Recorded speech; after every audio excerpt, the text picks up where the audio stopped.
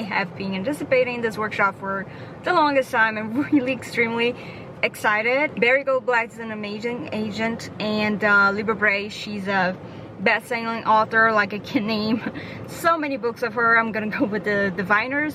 I'm excited, I'm nervous.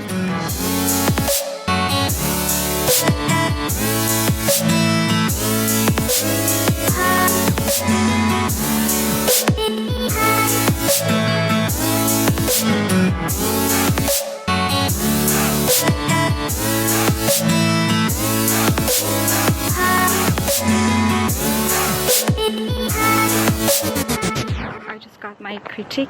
We're done with the morning. It's a lot to absorb. I have to hack back. I'm here with Amy and Eve, and I want to know what was your favorite thing in the workshop. Seeing the different perspectives that everyone brought to each other's work. I felt like everyone had so much to contribute. My favorite thing about the workshop was being in a room with so many smart women and so many talented women who all were so funny and so insightful. The caliber of writers here is tremendous. I'm just inspired by everyone. Being around other writers and all the conversations that we've been having.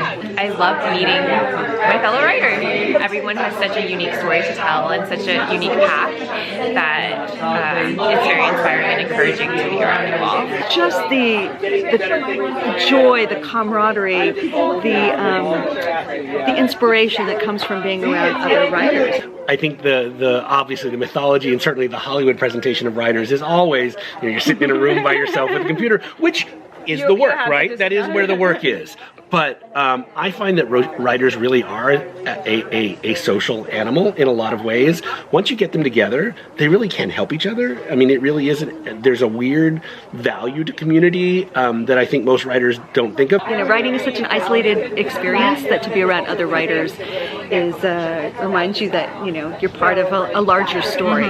I loved that everybody came in with totally different perspectives. We had a diversity of strengths among the writers, and everybody was coming from differing backgrounds, and I love that because it made for more interesting conversation. Actually getting a bird's eye view of my work and other people's work so that I could really see the landscape of the piece and the shape and also the tributaries and where it could go. My favorite thing was all the permission I got. Permission to say no to people who say I can't do things that I want to do. Permission to take up more space in my writing and in the world. Just permission to dial up the weird and be the kind of writer I love to read. I really loved Libba Bray's energy in the workshop. I feel like I learned so much from her. I feel like it would be really eezy to be like, I'm around all these talented people, holy shit. But I really felt like it was very supportive. Or to be like, I'm around Libba Bray. I'm here with Libba Bray. When do you embrace the weird, and when do you pull back a little bit? Well, it's always interesting to be asked when I embrace the weird, because I kind of can't help but embrace the weird. It's just part of who I am. But I think sometimes, certainly if you're writing a story that's absurdist, you want to embrace it as much as you possibly can. You really want to go there.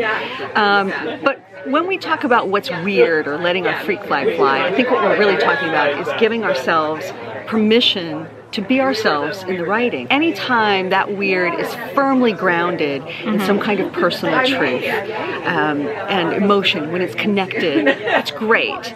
When it's when it might be like a little too much is when it's not connected to something. That's actually when you're trying to put on armor because you're avoiding an emotion or connection and you don't want to get close and intimate. And so sometimes we put on like oh, look how weird this is, look, because it's easier than getting real, and that's when you need to sort of examine it. So second question, how do you infuse yourself in your writing?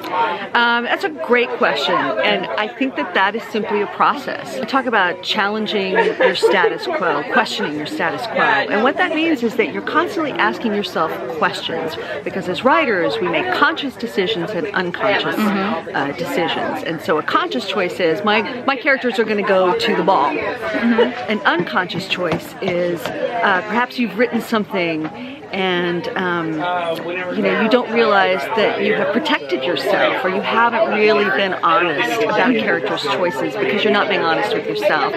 Infusing yourself into the work is constantly questioning yourself. And I will say, however, that a first draft, just get that thing out. It can be as messy as you want. This is all about like next steps, revision. That's when you really start asking yourself those tough questions. So I'm here with Barry, and the first question I have for you is like, as a writer, you want to write what you love, you want to be free to create, and we're all intimidated by the market, and you have to think, you think, like, so how do you... All right, so I'll give you my standing line. You never think about the market, ever, ever.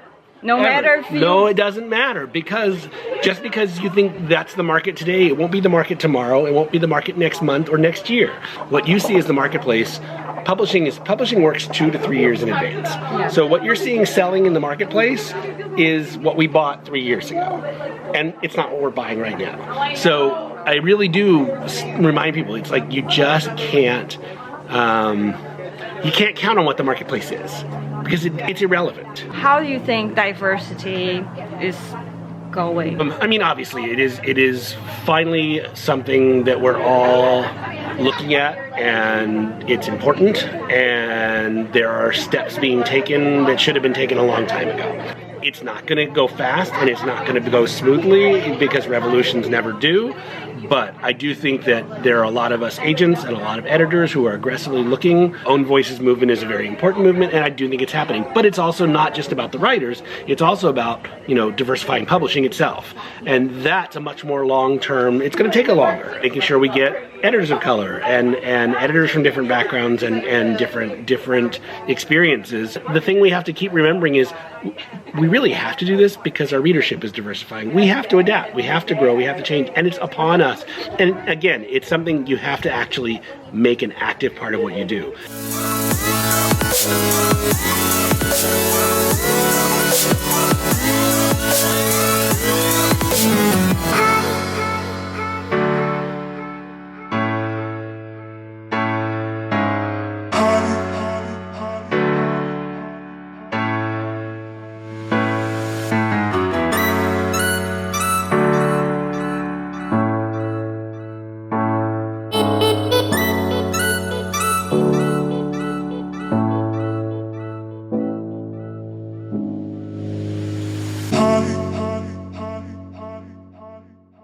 Tempting to say the chocolate cake, but that's not really what it was. I think it was fun.